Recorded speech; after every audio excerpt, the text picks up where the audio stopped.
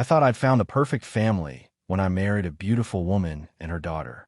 But what seemed like a fairy tale slowly revealed something much darker. Strange visitors asking about my business, pressure to make risky financial decisions, and a growing feeling that nothing was what it seemed. The truth would shock me to my core. My name is Dominic.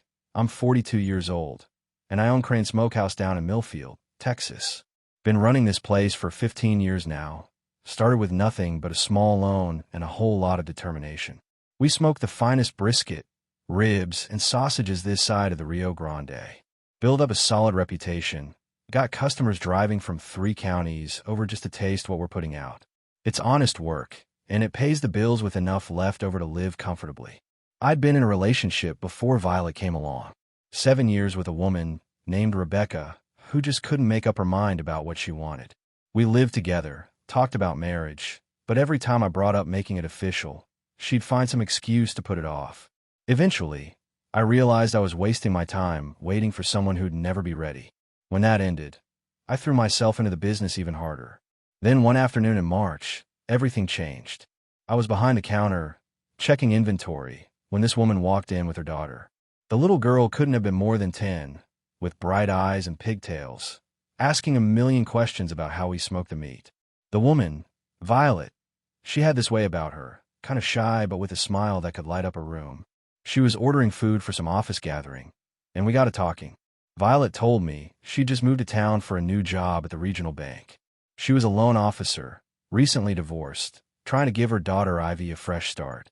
The way she talked about that little girl, you could tell she'd move mountains for her. And Ivy, she was something else, curious about everything, asking if she could see the smoker, wanting to know how long it takes to cook a brisket. Most kids her age are glued to their phones, but this one was genuinely interested in how things work. I found myself looking forward to their visits. Violet would stop by every couple weeks, sometimes for lunch, sometimes just to pick up dinner after work. Ivy always had new questions, and I started keeping some kid-friendly meat samples aside, just for her. Before long, I was asking Violet if she'd like to grab dinner sometime, just the two of us. She said yes, and that's where it all began. Those first few months with Violet felt like everything I'd been missing finally clicked into place. We started dating seriously, and I have to admit, I was smitten. Here was this intelligent, beautiful woman who seemed genuinely interested in my life, my business, my dreams. She'd ask detailed questions about the smokehouse operations, wanting to know about profit margins, equipment costs, even the real estate value of the property. "You've built something really impressive here, Dominic," Violet said one evening as we walked through the smokehouse after closing. "Most people just dream about owning their own business, but you actually made it happen." I felt proud hearing those words. After years of grinding, working 18-hour days to build the business, it meant everything to have someone recognize what I'd accomplished. Violet seemed fascinated by every aspect of the operation, from the custom smokers I'd imported from Oklahoma to the walk-in freezers that cost me 20 grand each. Ivy was warming up to me too. The kid was sharp as a tack, always asking questions that showed she was really listening. One Saturday, I taught her how to check the temperature on the smokers, and she took notes in this little notebook she carried everywhere. "Mr. Dominic," Ivy said, "my mom says you're really successful. Are you rich?" I laughed, but Violet quickly scolded her daughter. "Ivy, honey, that's not polite to ask." "It's okay," I told them both. "I'm comfortable, sweetheart. The business does well enough that I don't worry about bills." What I didn't mention was the $200,000 in savings I'd built up over the years, or the fact that the property was worth close to $500,000. Looking back, I should have kept my mouth shut about money altogether. About 6 weeks into dating, Violet started having car trouble. Her old Honda was constantly breaking down, leaving her stranded with Ivy. Without thinking twice, I offered to help her get something more reliable. We ended up at the Ford dealership, where I co-signed for a brand new Explorer. $35,000. But seeing the relief on her face when she knew Ivy would be safe driving to school made it worth every penny. That's when I met her family for the first time. Violet's parents, Harold and Margaret Thornton, drove down from Dallas for a weekend visit. From the moment they shook my hand, something felt off. Harold kept asking pointed questions about my business model, wanting to know about insurance policies, debt-to-income ratios, stuff that seemed way too detailed for casual conversation. "So, Dominic," Harold said over dinner. Violet tells us you own the property outright. Smart man, avoiding mortgage payments in this economy. Margaret nodded approvingly. Financial stability is so important, especially when children are involved. Their questions felt more like an interview than getting to know their daughter's boyfriend, but I chalked it up to protective parents wanting the best for Violet and Ivy. 8 months later, I knew I wanted to marry Violet. She and Ivy had become the family I'd always dreamed of having. The three of us would spend Sundays together, Ivy helping me prep meat for the week while Violet handled the books. She had a real head for numbers and started suggesting ways to streamline operations that actually save me money. Dominic, Violet said one evening as we closed up shop, have you ever thought about expanding? Maybe opening a second location? The idea had crossed my mind, but hearing her talk about our future together made it feel more real. She wasn't just supporting my dreams, she was actively planning to be part of them. I proposed on a crisp October evening at the spot where we first met, right there in front of the smokehouse. Ivy helped me pick out the ring, a 2-carat diamond that cost me 15 grand, but was worth every penny to see Violet's face when I got down on one knee. Yes, yes, absolutely yes, Violet shouted, throwing her arms around me while Ivy jumped up and down cheering. We started planning the wedding immediately. Violet wanted something elegant, but not over the top. About 150 guests at the country club outside town. When we met with the wedding planner, I told them money wasn't an object. I wanted Violet to have the perfect day. Are you sure about spending this much? Violet asked when the estimate came back at $40,000. Sweetheart, I said, pulling her close, you only get married once. Besides, business has been good. I can afford to spoil my future wife. That's when Harold and Margaret suggested we might want to consider a prenuptial agreement. They brought it up casually over dinner, but the way they presented it made it sound like they were looking out for Violet's interests. Now, Dominic, Harold said, we're not suggesting you'd ever hurt our daughter, but these days, it's just smart business to protect both parties. Margaret nodded along. Violet's been through one difficult divorce already. We just want to make sure everyone's assets are clearly defined. I should have been insulted, but instead I found myself agreeing. If it made them feel better about their daughter marrying me, I was willing to sign whatever paperwork they wanted. Love was more important than money, and I had nothing to hide. We got married on a beautiful Saturday in December. The ceremony was everything Violet had dreamed of, and seeing her walk down the aisle in that white dress made every dollar spent worth it. Ivy was our flower girl, looking absolutely precious, and calling me Dad for the first time during the reception. I love you, Mrs. Crane, I whispered during our first dance. I love you too, husband, she whispered back, and I felt like the luckiest man alive. The honeymoon in Cabo was magical. 2 weeks of just the three of us, building sandcastles and talking about the future. When we got back to Texas, Violet and Ivy moved into my house permanently, and we started our life as a real family. The first year of marriage was everything I'd hoped for. Ivy was thriving in her new school, making friends and bringing home report cards that made us both proud. Violet seemed genuinely happy, throwing herself into being a wife and stepmother while still maintaining her job at the bank. But somewhere around our first anniversary, things started shifting in ways I couldn't quite put my finger on. Violet began taking more interest in the day-to-day operations of the smokehouse, wanting to be involved in every major decision. At first, I welcomed her input. She was smart and had good instincts about business. Dominic, she said one evening while reviewing the books, I think we should consider taking out a business loan to expand faster.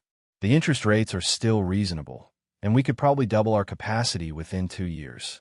The suggestion made sense on paper, but something about borrowing money when we didn't need to made me uncomfortable. The smokehouse was doing well enough without taking on debt. I appreciate the idea, honey, I told her, but I've always preferred to grow organically. Debt makes me nervous. Violet's expression hardened for just a moment before she smiled again. Of course, you know your business better than anyone. I just want us to maximize our potential. Around the same time, she started pushing for me to add her name to various accounts and property deeds. She framed it as a practical matter. If something happened to me, she and Ivy needed to be protected. Again, it seemed reasonable, and I wanted my wife to feel secure.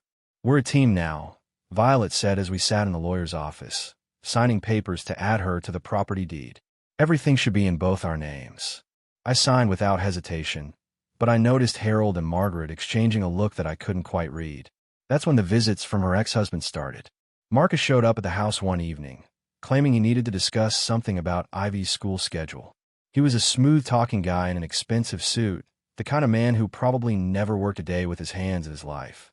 "Dominic," he said, shaking my hand with a grip that felt calculated, "I've heard great things about your business. Violet tells me you're quite the entrepreneur." The conversation felt strange, like he was fishing for information rather than just making small talk. When I mentioned that to Violet later, she brushed off my concerns. "Marcus is just being friendly," she said. "He wants to make sure Ivy's in a good environment." But Marcus kept showing up, always with some excuse to stop by. He'd ask detailed questions about the smokehouse operations, wanting to know about profit margins, employee numbers, even asking to see the books once. When I refused, he laughed it off like it was just curiosity. "Can't blame a guy for being interested in a successful operation," Marcus said. "Violet's lucky to have found someone so accomplished." The way he said it made my skin crawl, but I kept my mouth shut for Violet's sake. She insisted he was just being a concerned father, making sure his daughter was living in a stable environment. Looking back, I should have trusted my instincts and told him to stay away from my property.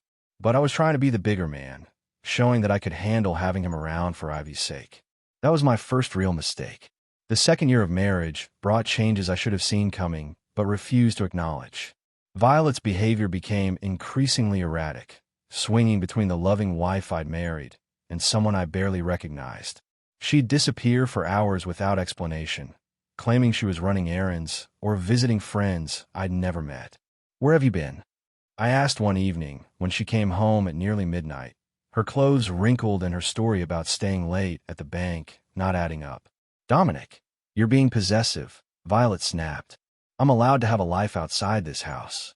The defensiveness in her voice set off alarms, but when I pressed for details, she'd turn it around on me, claiming I was trying to control her like her first husband had. Meanwhile, Marcus's visits became more frequent and intrusive. He'd show up during business hours, disrupting operations while asking increasingly detailed questions about our processes. My employees started commenting on the strange man who kept hanging around asking about our supplier contracts and profit margins. "Boss," my foreman Jake said one afternoon, "that guy in the suit was here again, taking pictures of the smokers. Want me to run him off?" "No, just keep an eye on him," I replied, though every instinct told me I should have listened to Jake's suggestion. The breaking point came when I caught Marcus in my office after hours, rifling through paperwork on my desk. He claimed he was looking for a pen to leave Violet a note, but the stack of financial documents in his hands told a different story. "Marcus, what the hell are you doing in here?"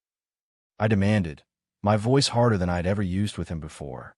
"Easy there, partner," he said with that same slick smile. "Just borrowing some office supplies. Didn't think you mind." That night, I confronted Violet about the incident. Instead of being outraged that her ex-husband had invaded our privacy, she defended him and attacked me for overreacting. "You're being paranoid, Dominic," she said coldly. "Marcus was probably just trying to help with something. He's not the enemy here." "Then who is?" I shot back, finally losing my patience. Her answer chilled me to the bone. "Maybe the problem is you're not the man I thought I married."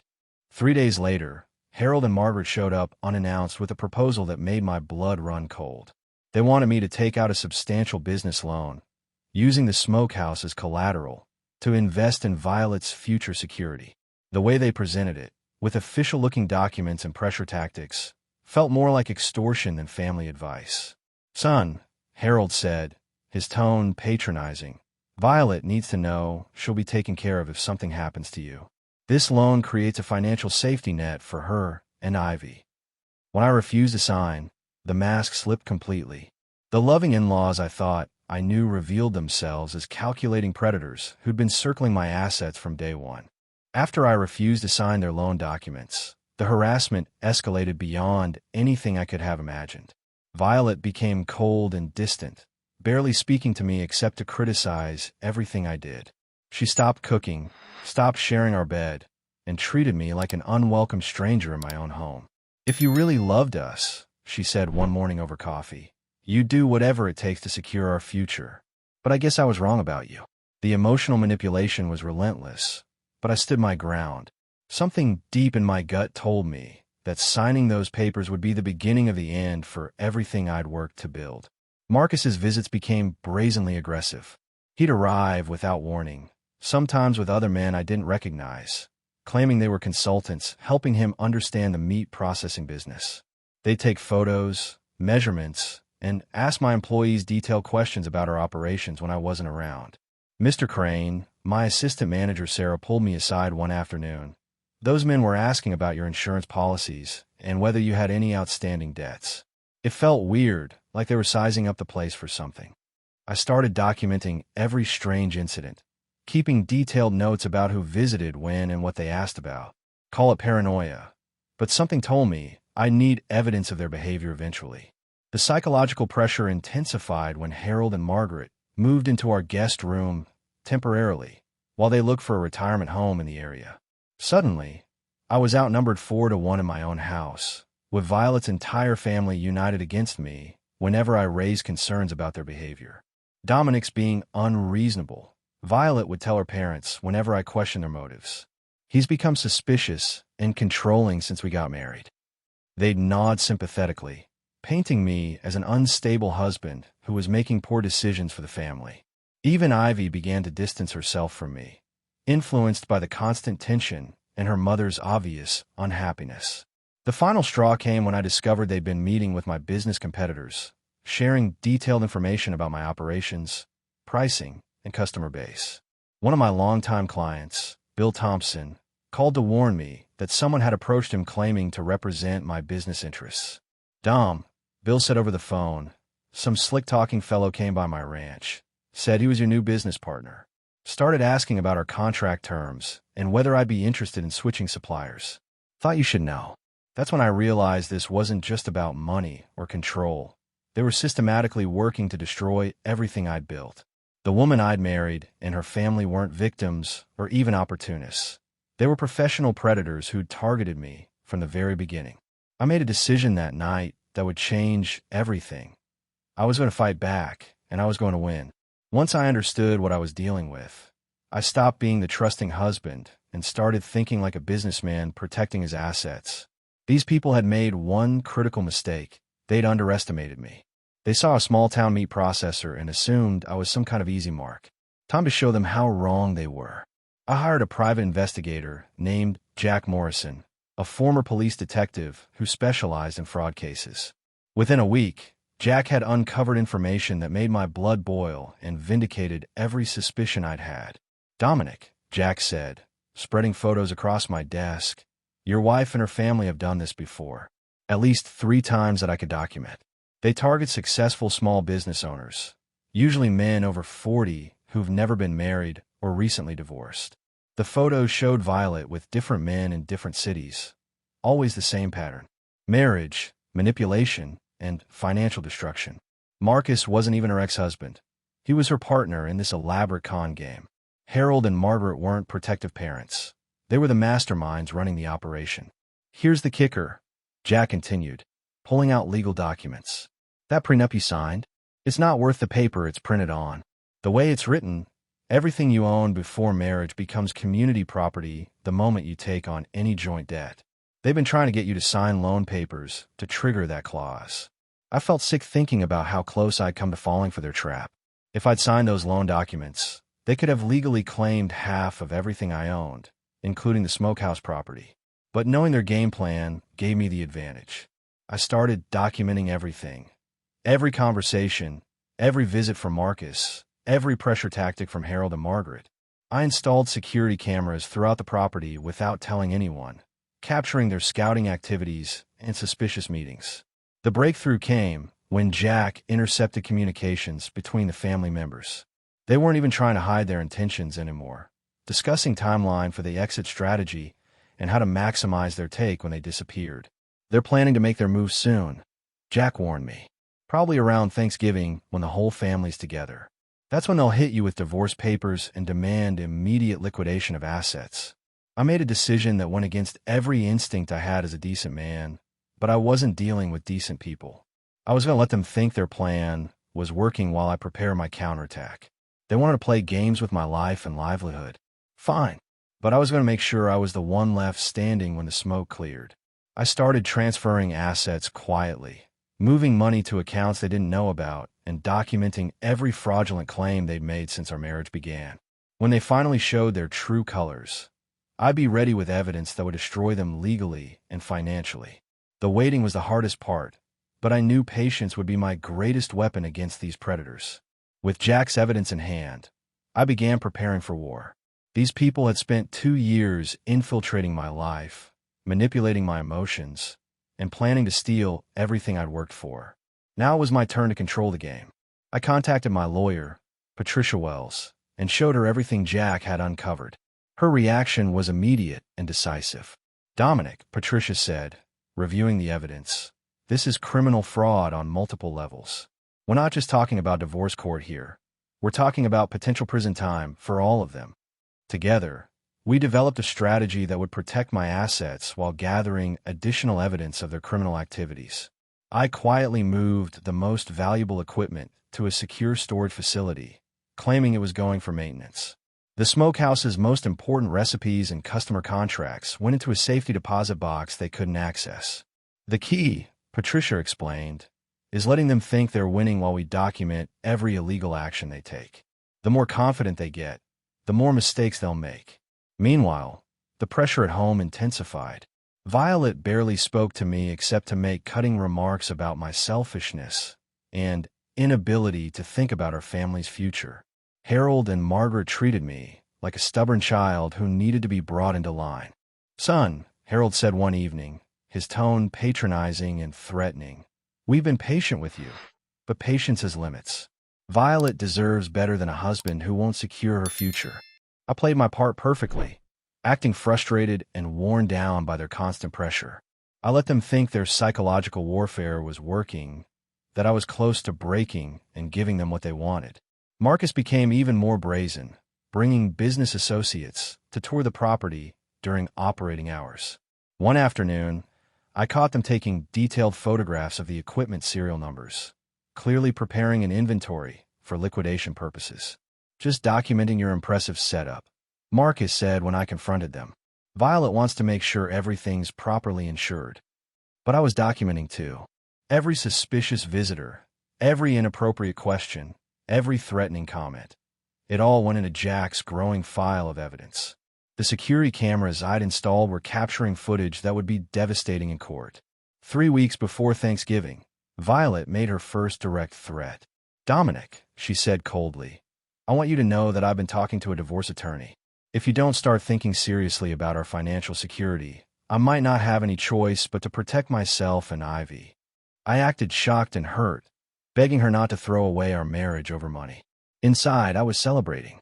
She'd just confirmed that Thanksgiving was indeed their target date, exactly as Jack had predicted. I spent the next few weeks playing the role of a desperate husband trying to save his marriage, while secretly preparing for the most important confrontation of my life. They thought they were setting a trap for me, but I was about to spring one of my own.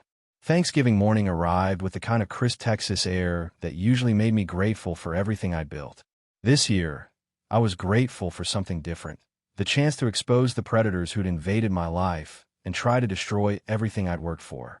Violet had been unusually cheerful all week, clearly anticipating her family's big moment. Harold, Margaret, and Marcus were all staying at the house, creating a festival atmosphere that felt more like vultures gathering around their prey. "I'm so glad we can all be together for this special day," Violet said over breakfast, her smile not quite reaching her eyes. "There's something important we need to discuss as a family." I played my part perfectly, acting nervous and defeated while secretly checking that the recording devices were functioning.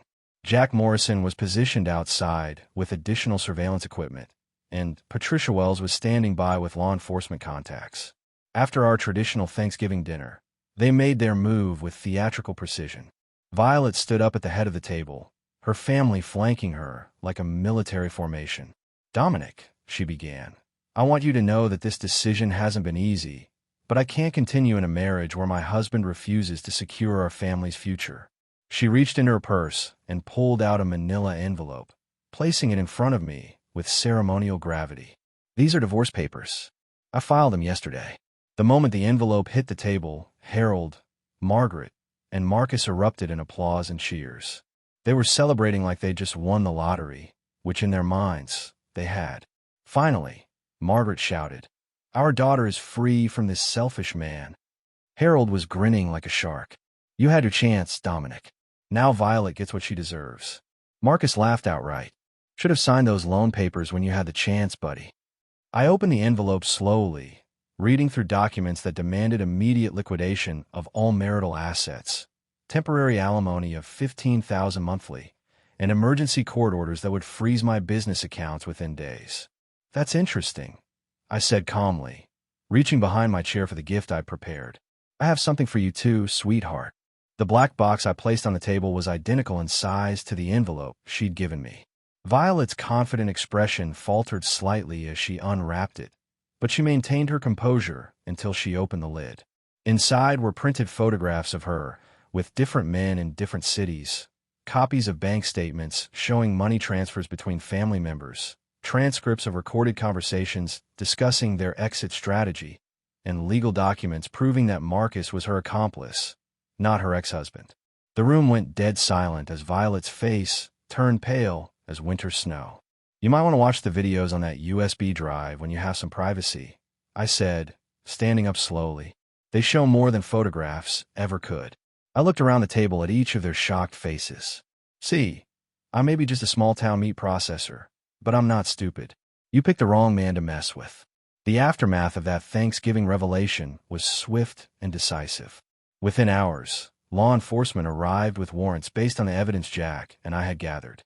Watching them lead Violet, Harold, Margaret, and Marcus away in handcuffs was one of the most satisfying moments of my life. The trial that followed was a prosecutor's dream. The evidence was overwhelming. Financial records, recorded conversations, surveillance footage, and testimony from their previous victims who came forward once news of the arrests broke. The media dubbed them the Thanksgiving Con family, and their story became a cautionary tale about romance scams and organized fraud. Violet received 12 years for fraud, conspiracy, and identity theft. Harold and Margaret got 15 years each as the ringleaders. Marcus, who had outstanding warrants in 2 other states, won't see freedom for at least 20 years. The judge showed no mercy, calling their crimes a particularly cruel form of predatory behavior that destroyed lives and families. The civil litigation was equally satisfying. We recovered every penny they'd stolen from previous victims, plus damages. I donated most of my settlement to organizations that help fraud victims, keeping only enough to cover my legal expenses. Ivy, thank God, had been innocent of her mother's crimes. She went to live with her real father, her mother's first victim, who'd been paying child support for a daughter who wasn't even biologically his. We stayed in touch, and I made sure she understood that none of this was her fault. The smokehouse emerged stronger than ever. The publicity, ironically, brought customers from across the state who wanted to support the man who caught the con artists. Business doubled within 6 months, and I had to hire additional staff to keep up with demand. More importantly, I learned to trust my instincts again. The red flags had been there from the beginning. I'd just been too lonely and eager for family to pay attention to them. 2 years later, I met Rebecca at a small business owners conference. She was a baker who'd built her own successful shop through hard work and determination. Our relationship developed slowly, built on mutual respect and shared values rather than manipulation and deception. When I proposed to Rebecca last month, I did it with a clear head and an open heart. No prenups, no family pressure, no hidden agendas. Just 2 people who'd found each other after learning some hard lessons about trust and love. The smokehouse is thriving, my marriage is genuine, and every morning I wake up grateful for the strength I've found to fight back when predators try to destroy my life. Sometimes the best revenge is simply refusing to be a victim. As for the Thanksgiving Con family, they're learning that prison food doesn't compare to Texas barbecue. I hear the complaints from their cells aren't very well received.